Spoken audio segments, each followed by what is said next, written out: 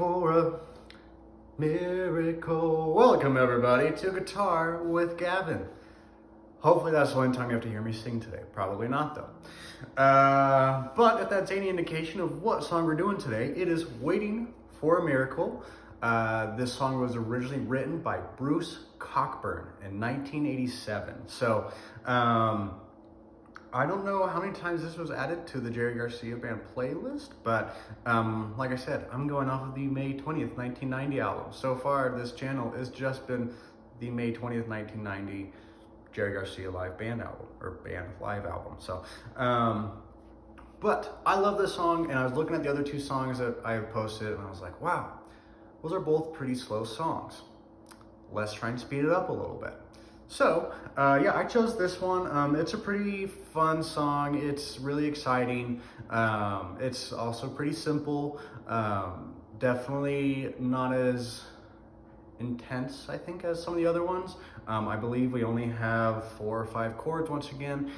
It's pretty funny. This album, like every song on it is either in the key of C or in the key of E, and this one is in the key of E. So, yeah, there's only 2 parts to this, but for the intro, it does start off a little different. For this, it just starts on a straight E chord until we get into the verse. But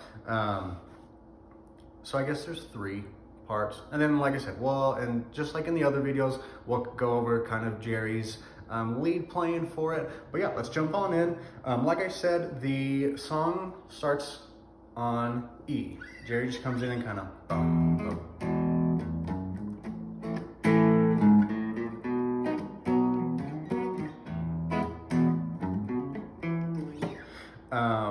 and then from there, he just starts jamming on one progression of the verse. So it's just E, classic build up, classic walk up, O, 2, 4 on our E string, A, and then something that Jerry does every time he goes to a B chord, I swear to God, he does this every time. 4 on the E, open A, 1 on the A, B. So, just like that. And then right into an E. Typically, well, every time, there's always a little lead lick though. So, bum, bum, bum, bum. And he does it all over the place. It's different, you know, almost every time. Sometimes it's that upper, sometimes it's going lower. So it's whatever you, like I said, different strokes for different folks. No, different strokes for different folks. So whatever you like, you know, I mean, if you want to go up here, you want to go down, you want to go up. It's whatever. He just kind of mixes it up, keeps us on his toes, keeps us on our toes, just like Jerry's good at doing. So, yeah, so let's jump into the verse now. Trying to think what is the best way to do this. So it goes A, that little walk up into B, and then the little lick into A, you know, or into E, sorry.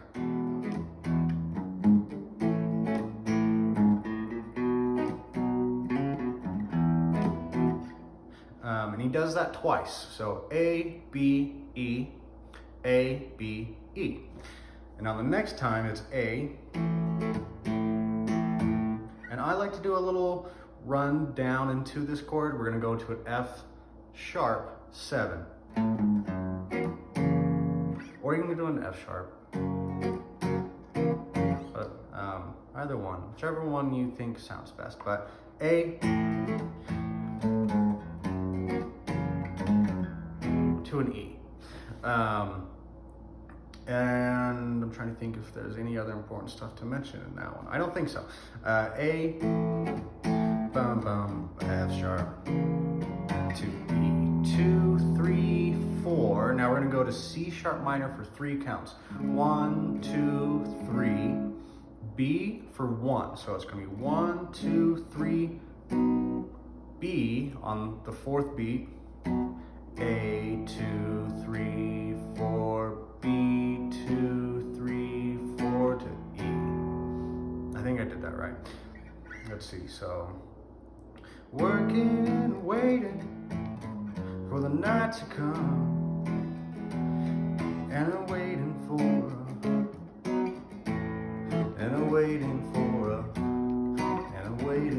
a miracle. Yeah, okay, how to make sure I did that right. I'm pretty sure I still sang that wrong. I was trying to figure it out. I'm not a singer. This song is definitely outside my vocal range, so it's gonna be even worse. So yeah, that'll get you through the verses / the chorus, and then they do that twice, that whole thing, and then it goes into the little, I think it's a bridge section. You can call these whatever you want though. We're gonna go C sharp minor, and you know, this is Jerry, so once again, bum, bum, bum, that little walk-in, 2, 3, 4 on the A string, and then we're gonna go to B, and then we're gonna go to F sharp minor. And he does this little thing where he will kind of do a little hit. It's gonna be 4 on our D and G string. And he just kind of pulls those fingers off to do then 2 on those strings. And then right back into the F sharp minor chord. And we'll do that 3 times. So bum, bum. Sorry, I'll stop saying bum.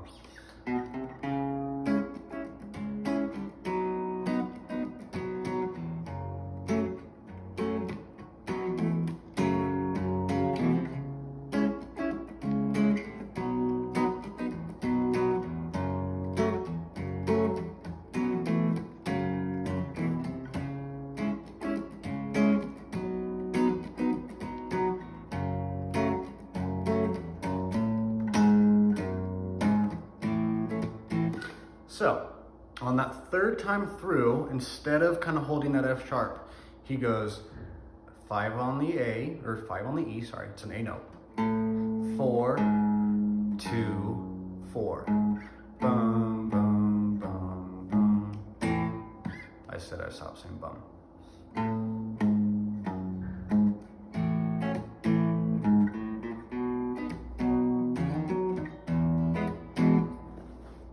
So that is basically the whole song.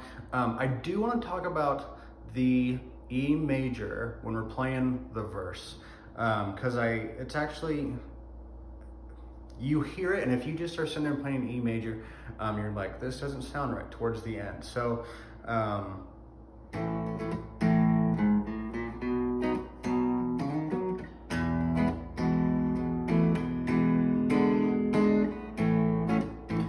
and the reason why I sometimes won't play that is because I'm doing the little walk up.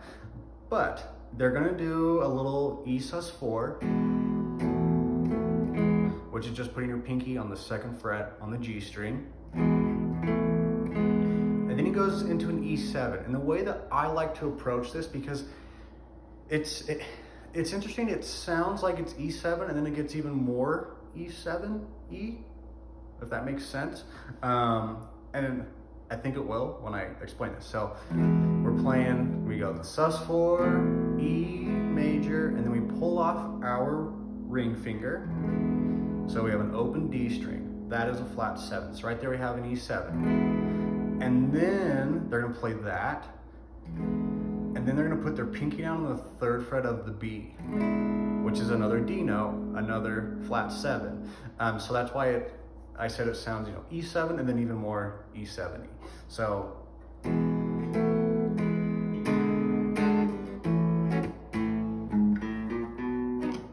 hopefully that made sense for you. But yeah, that's the whole song. That was really quick. Sorry if I explained that really fast. But we can jump into the little lead section real fast. Once again, broken record, Jerry is playing the chord tones. So But the two things that I have noticed from listening to him play this song is, one, he uses double stops, at least later on in the solo. He starts kind of going like,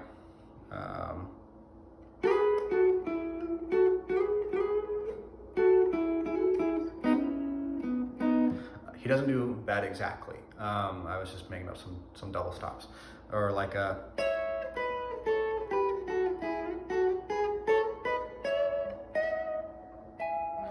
he does lots of those little double stops. But the biggest thing that I see is he'll start off like with a soloing over the A chord. So like a, then he goes to B, then he goes to E. Every single note, or every single time he starts overplaying what the chord is toning to, he's moving further up the neck. Or, I don't know, up, down, whatever way you want to call this. He starts moving higher. And even if it's just A, B, E. And then, so he just does that every time, and then he'll kind of hold something, hold a chord tone on the E, and then you kind of do a little lick to get right back down, so that way he can start going back higher again, back up this way,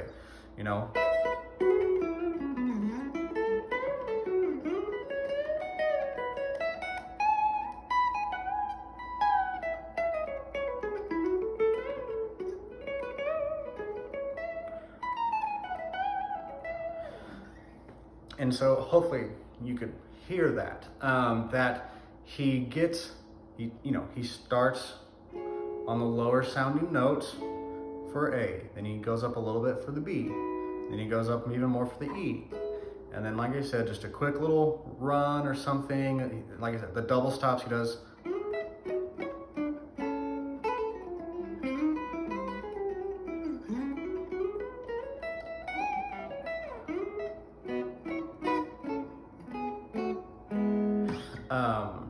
He does those to kind of get back down to then start back over. And if you listen closely, like sometimes it sounds like he is starting here and then he kind of works his way up. A, B, E. And then you can go A, B, E. If you know, 10 on the A or 10 on the B, which is our A note, 12 on the B, which is the B note, and then 12 on the E, which is an E note. Just in case you're like, what? He didn't move his fingers. So yeah, hopefully that helps. I know it definitely wasn't the most in-depth look at it, but it's to kind of give you an idea. He starts his playing down here,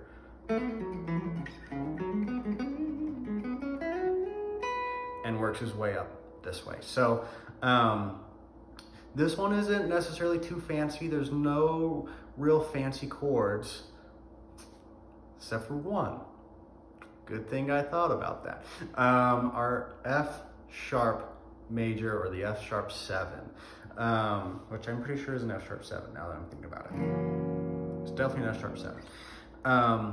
When it comes to playing over that chord, that is the only time that it's really fancy, because the rest of the time you can jam in this in the key of E. You can do your E major pentatonic. You can do,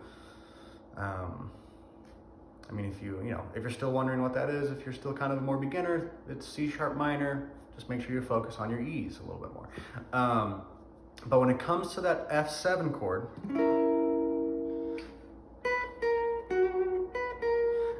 what's really gonna make a difference is hitting the 11th fret on the B. Trying to think.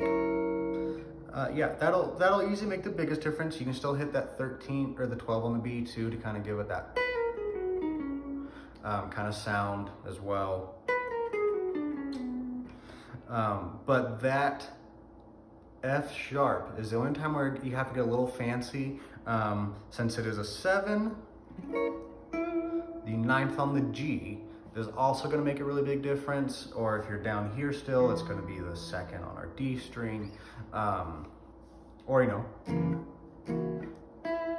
5 on our B, or if you're up here, the 12 on the E. It's all over the place. Luckily though, it comes pretty fast. This is a quicker song. It's only for a measure. And you know, like I said, they only play it really once when they're going through the progression. So, but if you can key in on that and make it heard with that major third or the seventh, it's gonna really stand out with your swing. Really make a cool little bluesy thing. You can always do something like that to give it that little extra bluesy flavor in there. But yeah, let me know if you have any comments, questions, concerns, criticisms, ideas. If you are listening to the song as well and you hear something else, put it in the comments below. Let me know what song you would like to hear again. I'm kind of just cruising through some Jerry Garcia Band stuff. I think my next one will be a Grateful Dead, and it will be much more focused on soloing. As far as learning the rhythm sections on it, there are other people that I'll talk about who do a great job of doing that, and I don't want to saturate the spectrum of great videos with something that's already out there and something that I don't necessarily have to put out there. So yeah, thanks for watching, guys. I appreciate it. Have a good one.